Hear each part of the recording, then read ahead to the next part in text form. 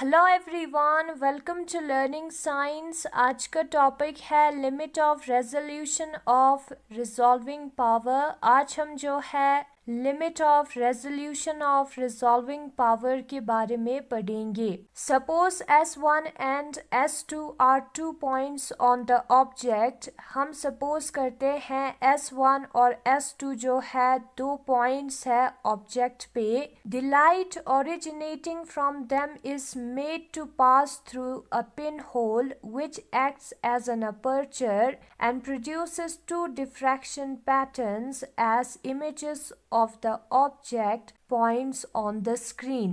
जब लाइट जो कि S1 और S2 से ओरिजिनेट होता है वो पास होता है पिन होल से जो कि अपर्चर की तरह एक्ट करता है, तो वो प्रोड्यूस करता है इमेजेस S1 और S2 का एज डिफ्रैक्शन पैटर्न। सी फिगर फर्स्ट, और ये जो है फिगर फर्स्ट में दिखाया है। Smaller the size of the pin hole, larger is the size of the diffraction patterns I1 and I2। और जितना पिन होल का साइज छोटा होगा उतना डिफ्रैक्शन पैटर्न का साइज जो है लार्ज होगा, उतना ये जो इमेजेस है वो बिग होगा, लार्ज होगा। हमने Fraunhofer diffraction at a circular aperture वाले वीडियो में किया था। जो रेडियस होता है एरी डिस्क का, y जो है वो बराबर होता है 1.22 f लैम्डा अपॉन b के, जहां पर y जो है वो रेडियस है एरी डिस्क का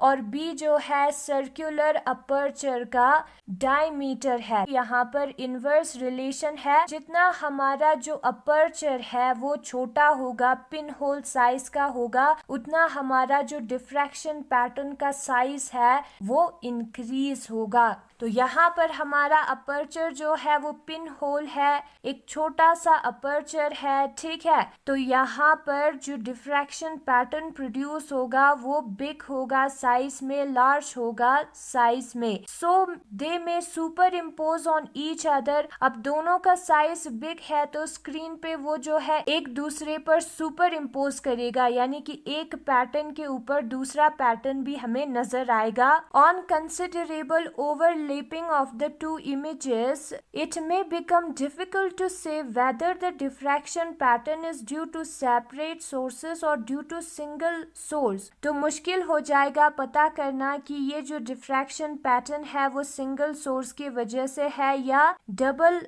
सोर्स की वजह से है, डबल स्लिट की वजह से है, क्योंकि ये दोनों पैटर्न्स जो है वो एक ही जगह पे प्रेजेंट होगा, as a single pattern present होगा। When the images can not be distinguish from each other, the images are said to be unresolve. और जब हम ये जो दो इमेजेस है उसको अलग ना कर पाए, ये हम ना कह पाए कि ये एक इमेज है कि दो इमेज है, उसको हम कहते हैं unresolved. On the other hand, if the images are separate and can be distinguished, they are said to be resolved। और अगर ये इमेजेस जो है वो अलग प्रेजेंट है और हम सेपरेट करके कह सकते हैं सेपरेटली कि ये इमेज फर्स्ट है, ये इमेज सेकंड है, तो उस इमेजेस को हम कहते हैं resolved. The minimum distance between the two points on the object so that their image as produced by the optical instrument are just seen as separate from each other is called